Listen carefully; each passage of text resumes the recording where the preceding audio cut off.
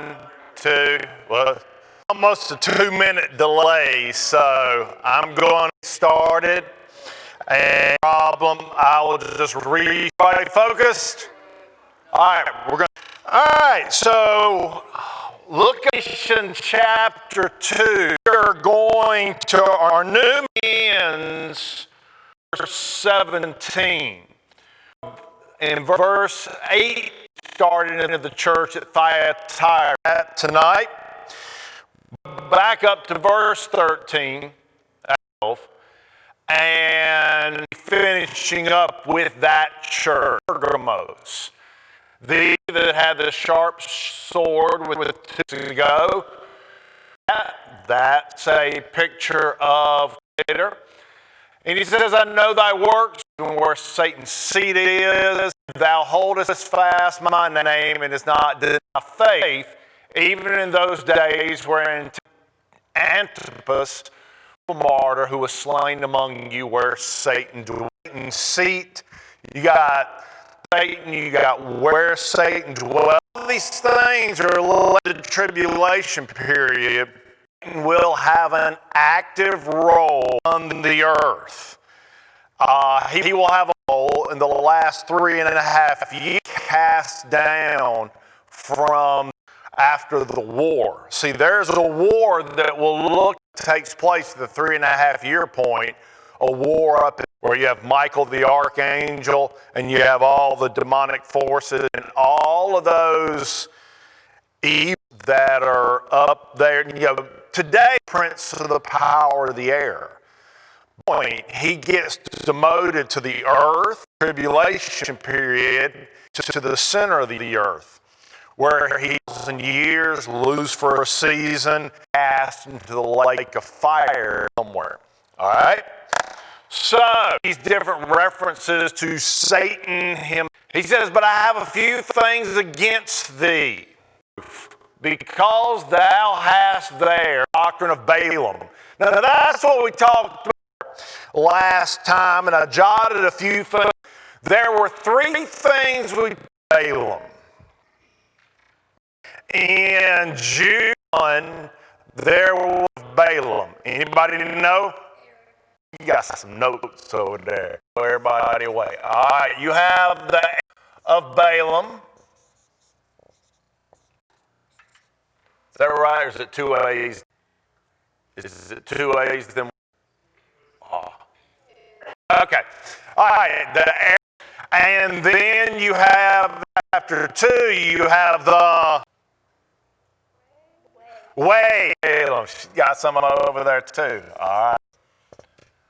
The way of, and here in Revelation 2, it says doctrine of Balaam. So we went back in Numbers 22, even chapter 31, this doctrine of Balaam. What took place back, that is going to take place in the future period. Now, what I wanted to do is just real quick for you guys, make sure you know where all this stuff is taking place. All right? So, parentheses. What is the parentheses? The age of, all right? So, right here, this line meets this line. Age of grace ends, and it ends with the rapture of Christ returning to the, all right? And then, as later on, a short period of time will be the 7 years of tribulation, and then the 1,000-year kingdom there. So, what were the majority in the book is this 7-year period right there. So, the rapture, right here, you will have Christ not clouds, but coming in second coming. We'll be looking at his second coming. He comes, gets us and takes us up there, the seat of Christ. When he comes back right here, back as the right warrior with that blood-stained garment is going to clean house and upon the earth there. So this is the time period we are looking at right there. But starts right, ends in this area right. Okay, you have the transition. Actually, it's more. Do it again. It's more like this. Okay, as the age of grace comes, saved. The book of Acts is a doctrine changes during that time. During that, this program gets put off and gets established. When this one picks back up right over there. Looked at that. We talked about how that this believed through it. John had no idea of this period of time. It was a job before the foundation of the world. So as he wrote Revelation on the Isle of Patmos, good job. As he wrote that there, that he was going to go through it. How he did not. Abraham's bosom, and until he comes up right down to Abraham's bosom. Those that died and are up there under the altar are saying how long the angelic host on horseback come back, clean house, and establish the new covenant for that. They'll reach all the nation. There'll be some that won't listen. All right. With this doctrine of Balaam, you're back there. Back over here, the establishment of the real, and this time you have this, he's trying to get, Balak wants Balaam to curse Israel. We talked about an unholy represented. There's going to be a period, but there's that made reference to Balak, Balaam.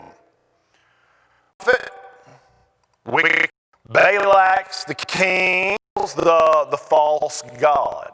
So, with that, what went time in the doctrine of Balaam was basically Balak wanted to curse the nation of Israel and God.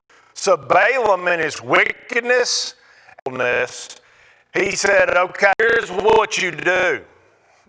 God to curse it for you. And how does you get the Moabite, you get them to and to the feasts and eat the sacrifices that went on, and God will judge his own dead. Do you remember the total that died as a result?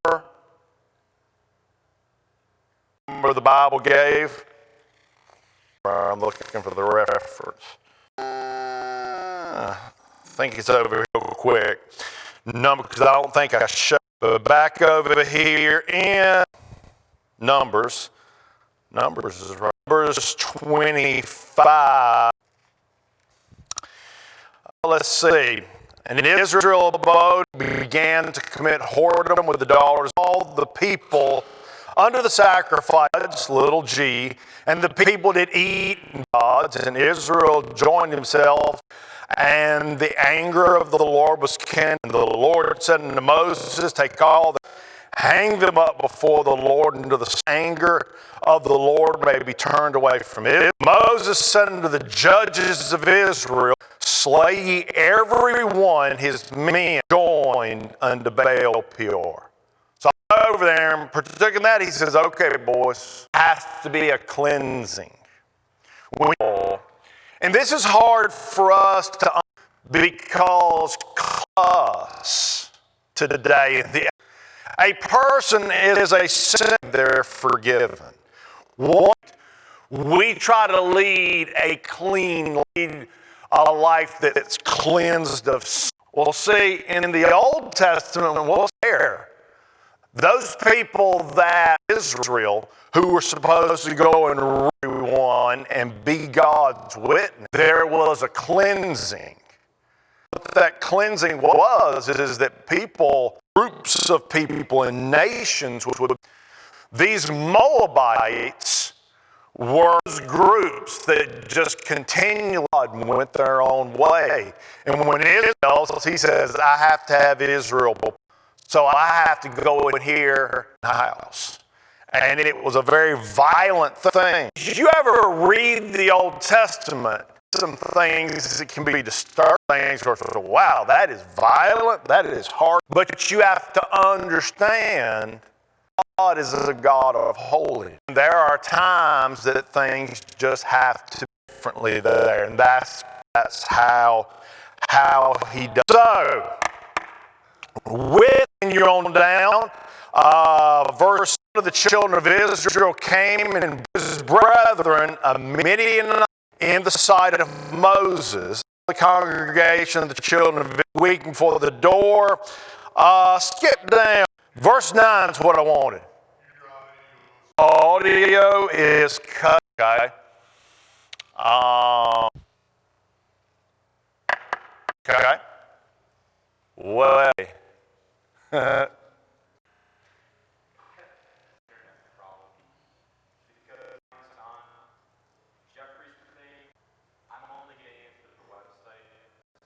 Okay, but yours, all right. I'm getting a lot of screen to screen too. Oh no, hey, I want to stop it and start it over. Okay? What we'll be able to do, the two. Okay, all right, well, I'll continue and we'll see if it picks up, Mike, if you picks up where I left off there, wherever it was that I left. Oh, I want you to see verse 9. Those that died in the plague were 20,000. All right? So, man, bowed away to stick to his word. So that's what's going to happen over here in the tribulation period. We're going to see, remember I told you there's two witnesses specifically. You got the 144,000, the tribulation. What are their names? Real popular guy. Through the wilderness. Moses, there you go. All right. Elijah and Moses. Bad guys. Balaam. Jezebel. Yep.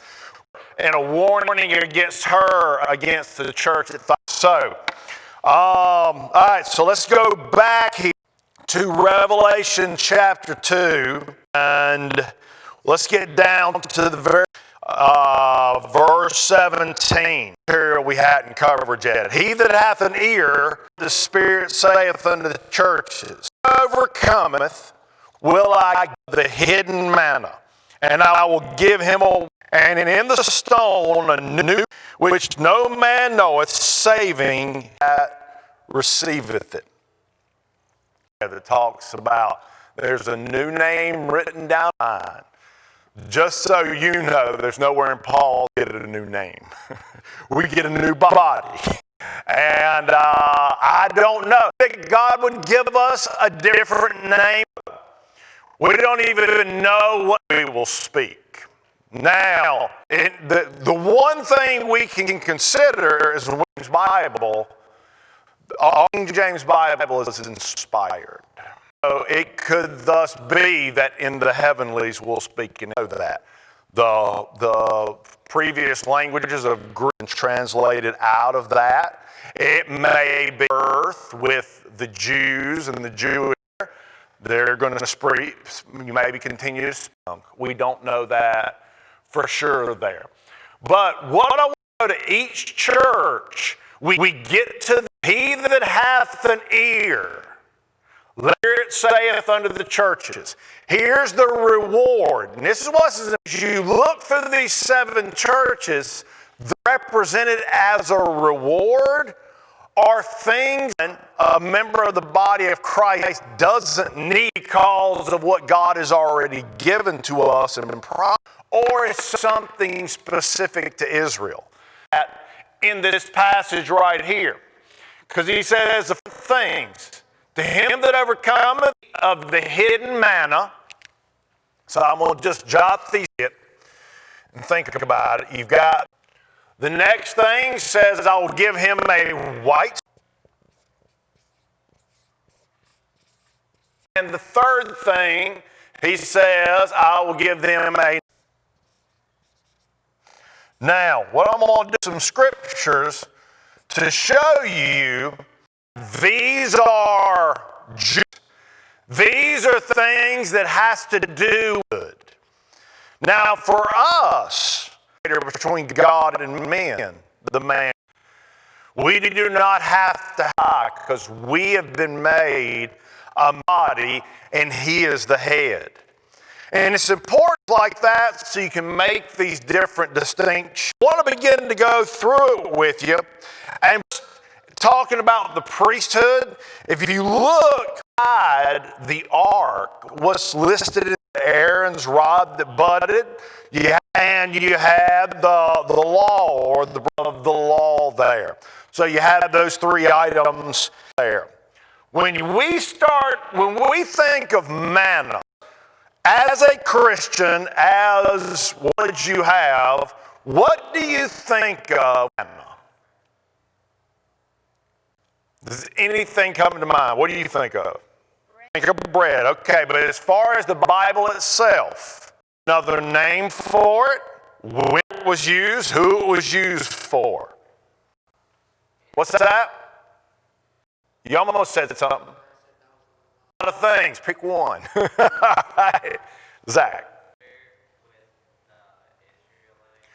It's the desert, but give me a more Bible term.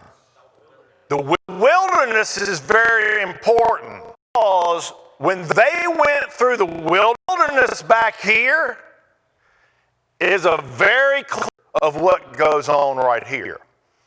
What they Egypt going into the promised land, going into the tribulation, the wilderness, there's similarities. And one of the great similarities is the fact that manna is going to be used during this time.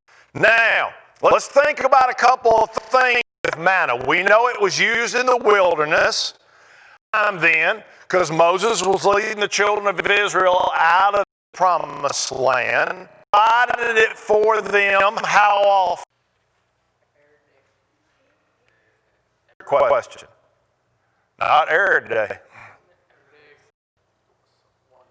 What was that day? Sabbath day, right.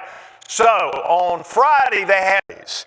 If they collected more than what they expect in a day, it would, and the worms would get in it. So that's what went on here.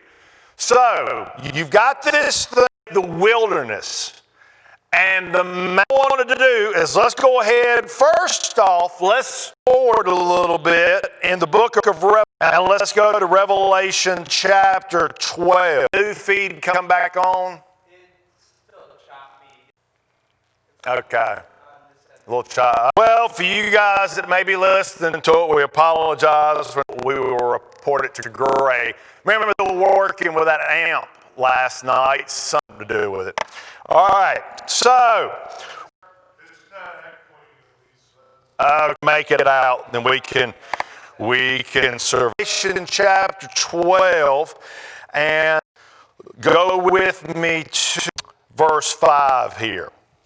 Now, Revelation 12 we'll get here, but I'll reference this there where the war is. The war with the second heaven war at the middle of the tribulation period. Down to verse 5.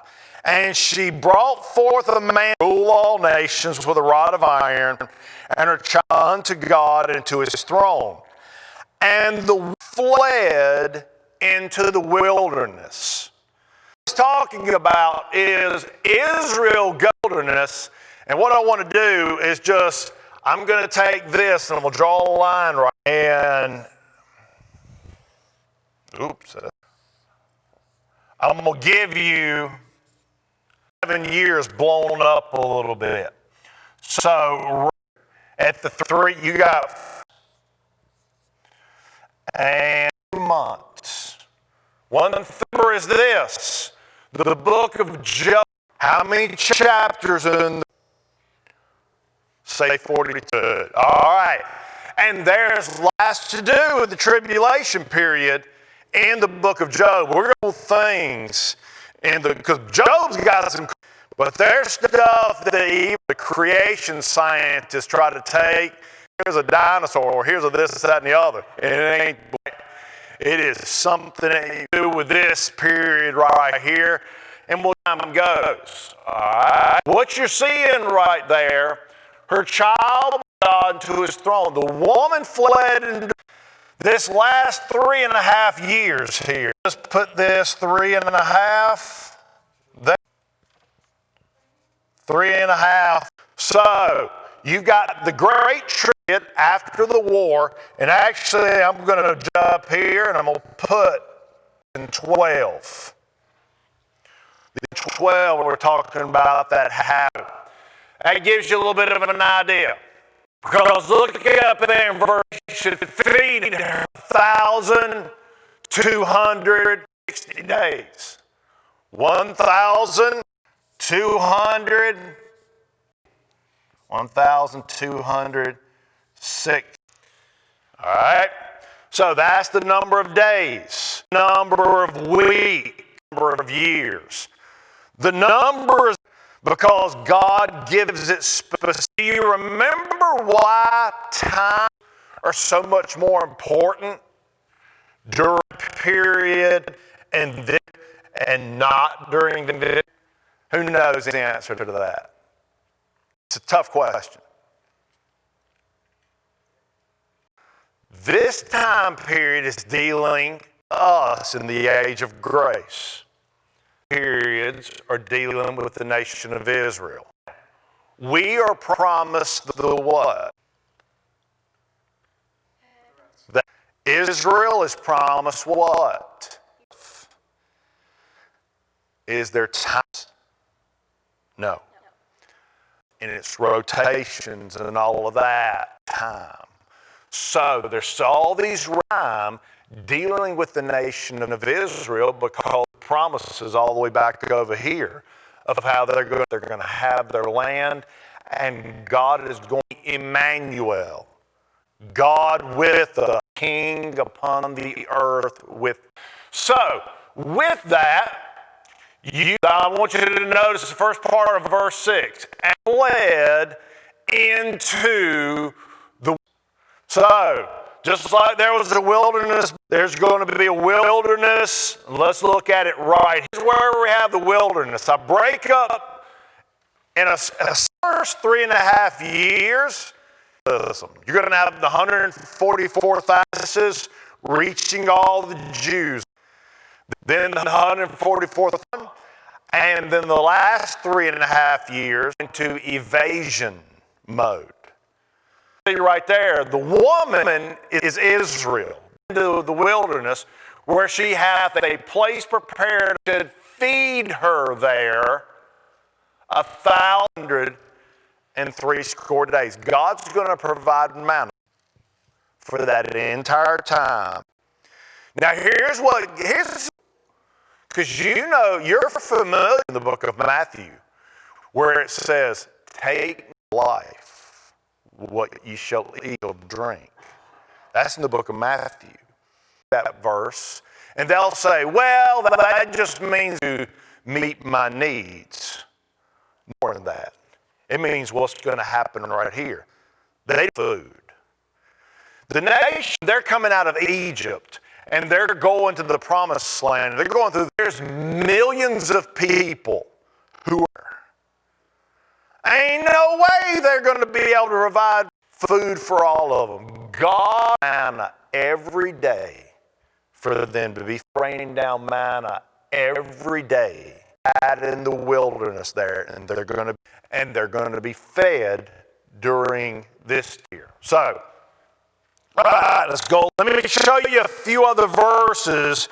We're at the book of Hosea. I know, right? Everybody reads the book of Hosea a lot, right? No, you don't. All right.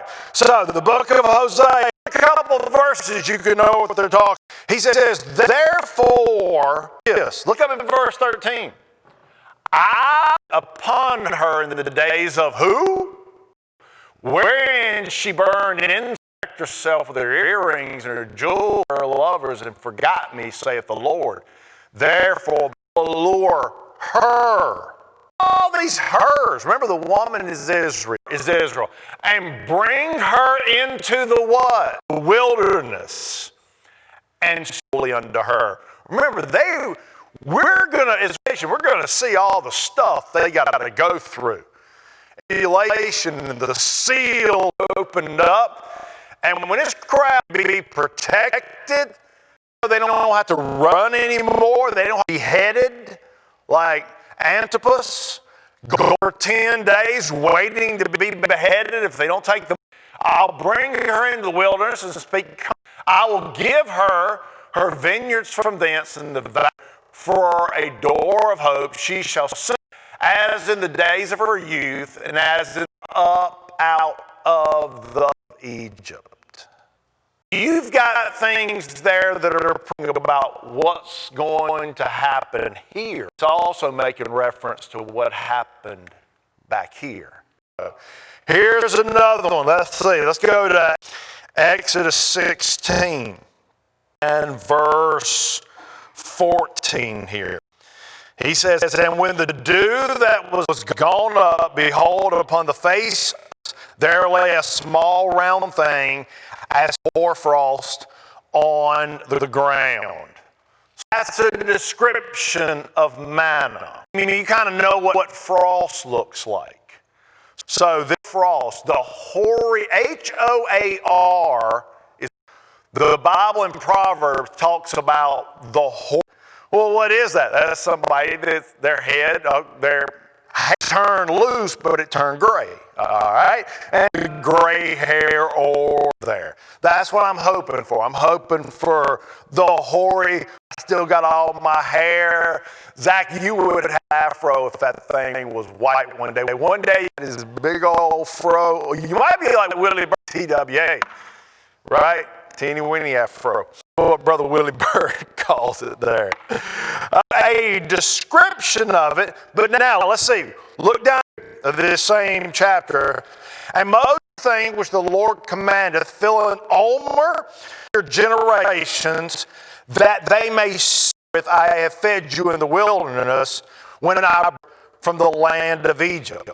And Moses put an omer full of manna therein and laid it to be kept for your generation. For your generations is talking about the time period. About it, that the next to come.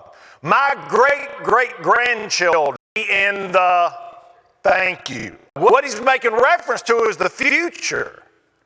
Specifically, he's talking about it here. But for them, they thought that during this time period, they knew nothing about the age. All right, let me show you a few more. Oh, this is a neat one. Who has ever read Psalm 23? Anybody quoted Psalm 23? Can anybody? The Lord, my what? He leadeth me beside. Okay, see, y'all are familiar with it. Where do you hear that read a lot? Who can? Funerals. Yep. Let's see something right here.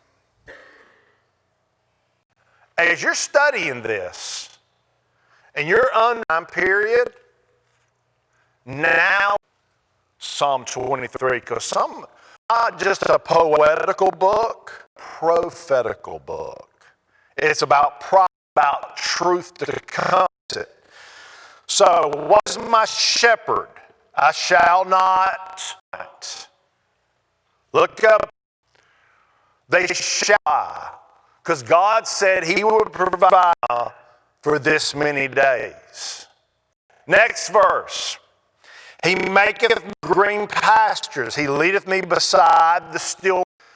A verse of of this tribulation and going into the but in a time and place where they are and taken care of. This is the group of God to endure to the end to see Christ return back. My soul, he leadeth me in the paths of right for his name's sake. Through the valley of I will fear no evil, for thou art thy rod and thy staff, they comfort me. A table before me in the presence of my anointest my head with oil, my cup runneth over. This mercy shall follow me all the day, and I will dwell in the house of the Lord ever. See, this is where it gets going right here. This is what it's look. Think about this. That was written. Look up here. How are you going to pay attention? Are you going to be too stupid to get a hold? All right. When it says, it shall follow of my life, and I shall dwell in the house of the Lord forever, you're going to be able to dwell in the house of the Lord forever, period. No. The answer is no. Who's going to be able to do it? So that makes that passage what? Prophetical. All right? It's not just something you read at a funeral. See, read this and they find a little comfort in it. This was to comfort those churches that are going to go through this time period here. Here's another one. Let's go over to Psalm 78. I'll just show you a few verses. 78 and verse 19. Yea, they spake against God. They said, Canish a table. What's that table representing? Think about a table. You sit down at a table to eat. All right. I mean, a lot of times, a mom might say, she's talking about maybe because it's, all right? I mean, we know we can eat anywhere, but generally, the table is making reference to. Look over in verse 24. And had rained down manna upon them, had given them the corn of heaven. So manna made reference to is the corn of heaven. And did eat angels' food, them meat to the full. Remember this, the word meat, and you're not always talking about animal food. Meat can just, we use the word food, the word meat is used in your Bible. During this time period, no nation of Israel will be on the keto diet. Ain't nobody. Corn and angels' food and bread, they gonna have it and it's gonna be good and they can eat to their God's going to provide them not just the and the protein there. All right? So, over here real quick though. I want to show you this. I'm too sidetracked in it because I'll show you 74 and verse 3. It says, Thou the sea by thy strength breakest the heads in the waters. Thou breakest the head of Leviathan and gavest him to the people inhabiting this. I think I heard Pastor Payne something one time. It was one of those times when he was preaching, what in the world did he just say? Ain't no way he just said what I thought he. But then I saw this and remembered what he said. And I said, oh. Now I want you to think about what you've learned. We got the wilderness. We got what went on here. What's going to go on right now? Verse 13, the sea by thy strength. Let's come right over here for just a sec. You have the earth, and we've drawn it this way before. You got the first second, and up here we put a throne right there. Second, you've got the first. Ear. What is the ear? What's it called? It is also called a sea. It's water. All the way up there that separates and the third heaven. Thou didst divide the sea back in the beginning there. And he separated and he created the third heaven. Now he also said this, the heads of the in the waters. Watch the next verse though. Thou breakest the head, Leviathan, in pieces, and gavest him to be meat, food, inhabiting the wilderness. So, how many wildernesses do we have? We have what we'll call a historic, and we have what will we call this one? Help me. Be real smart and tell me what I would call it. If this is a historical wilderness, so over here would be in the future. Wilderness, there we go. Yeah, y'all getting something now. Now, this is in Revelation chapter 12, what did it happen? There's going to be right? Satan is also to this, but you may know this. He's also been headed, yes. All right? So now we got some parts. Is God going to provide for those going in the wilderness? Revelation chapter 12, the dragon, let's go back. I want you to see it. I want you to see it because it gets cool. Chapter 12, appeared a great wonder in heaven, a woman clothed with the sun, wonder in heaven. Watch this. There beheld a great red, 7 heads and 10 horns and 7 crowns upon his head. His tail drew the third part, cast him to the earth. And for the woman which was ready to be delivered, as soon as it was born, talking about the nation of Israel. And she brought forth a man-child who was to rule all nations. And that's, we'll cover it later on. With the child was called up unto God and into the woman fled into the wilderness where here. Now watch verse 7. There was war and his angels fought against the dragon, fought and his angels, and prevailed not. He's found any more in heaven, and they cast out that old serpent which deceiveth the whole, cast out into the earth, were cast out with. Right here, there's up in the second heaven, the dragon, Leviathan-headed dragon, is cast down to the earth. And after manna is provided for 160 days there. So if we go back here, 74, thou breakest the head in pieces, be meat. My own words. Dragging him upside the head, made manna out of him.